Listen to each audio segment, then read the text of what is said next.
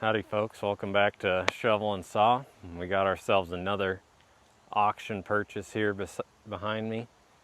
Picked up a carport and we thought maybe someone would want to see what it would take to put together a landowner carport, or I don't know. We're gonna unbox it, see what's in here. I've lifted the lid off briefly and haven't had time to look at it since, so I'll come in and show you the beautiful label we have here.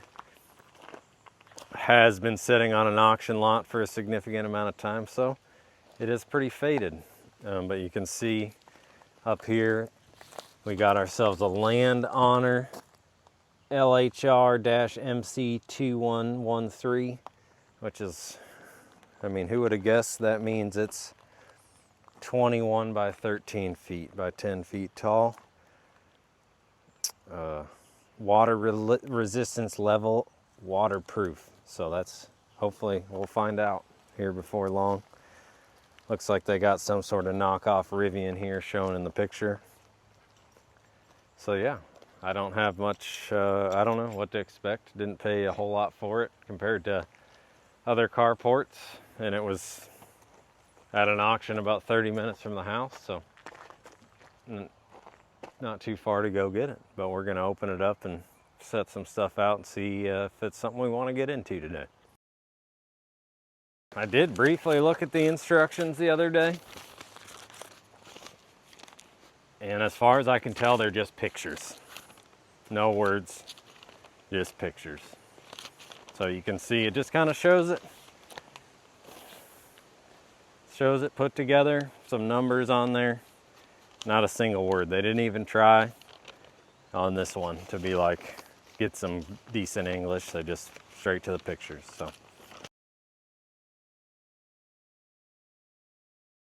oh, and the tin's already pre-drilled. That's nice. So this is what we got. So then we got 3 packages here for the legs or arches, legs and arches. Pieces here are the arches. Bunch of connector pieces.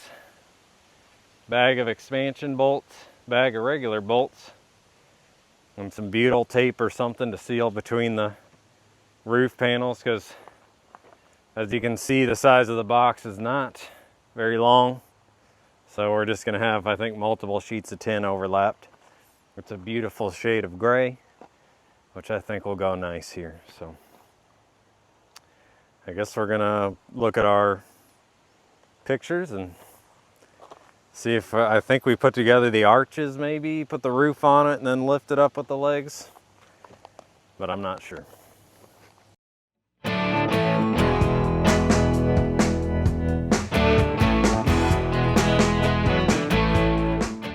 It's taking shape, I think. Much as with the sawmill, if you had a concrete pad to do this on, it'd be even easier. All these little chunks here that fit internal of the arch support pieces, and there's pre-drilled holes, I think, where the self-tapping screws are going to go through, and there's a little stop so that one of these ways, the metal, the inside tube can only go in so far, so pretty simple.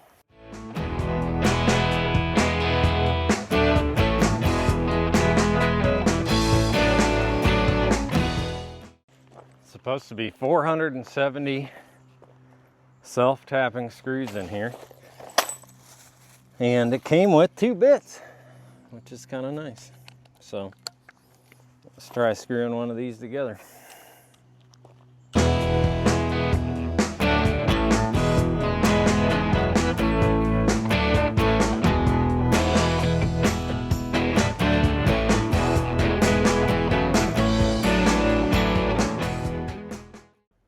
So right here we're putting the side supports on to tie all the hoops together, and I don't know how I managed to miss it. I guess I didn't look at the picture close enough, but there's supposed to be supports that went between all the peaks as well. I did end up adding them later.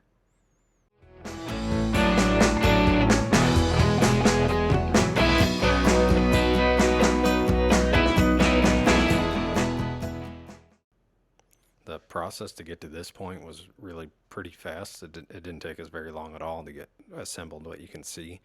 The next step coming up is putting the tin on, and that ended up taking way more time than anything else, just because it was hard to get everything aligned just right. And I think a big part of it was we were again working on an unlevel surface, so the frame was kind of tweaked. And then at this point, not knowing that I didn't have the top braces in, I was fighting distance between the support hoops, which would have been easier if I'd have put the braces in from the get-go.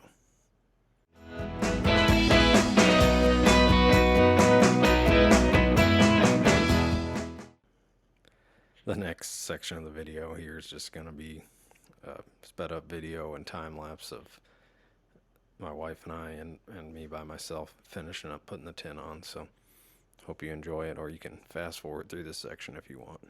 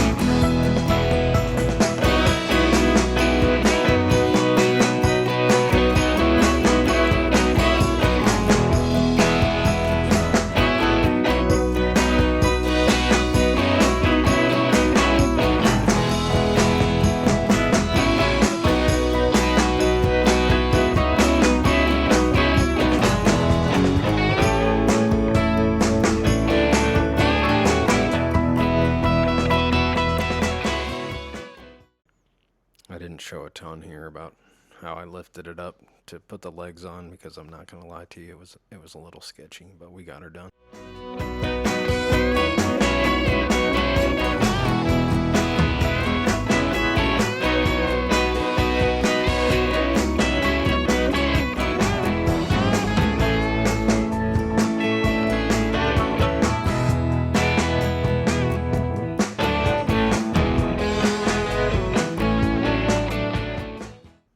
You'll see here in a minute I backed the tractor in because, well, there was rain coming as I was finishing putting the sides on, so I thought, hey, I might as well park something underneath there.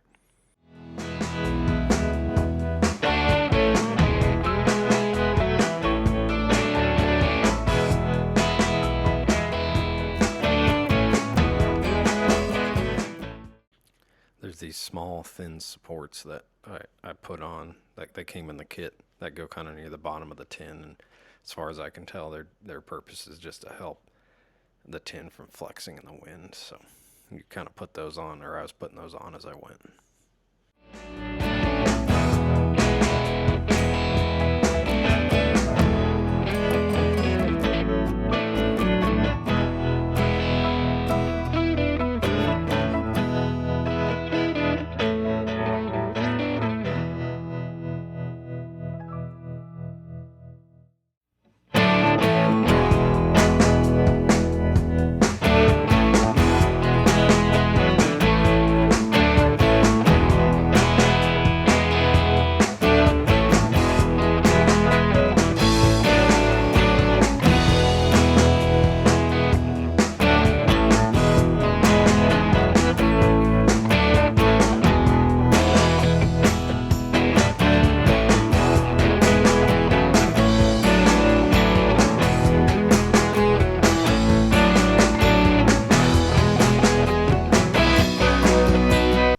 This is some foreshadowing about a leaking issue I'm going to talk about here in just a minute.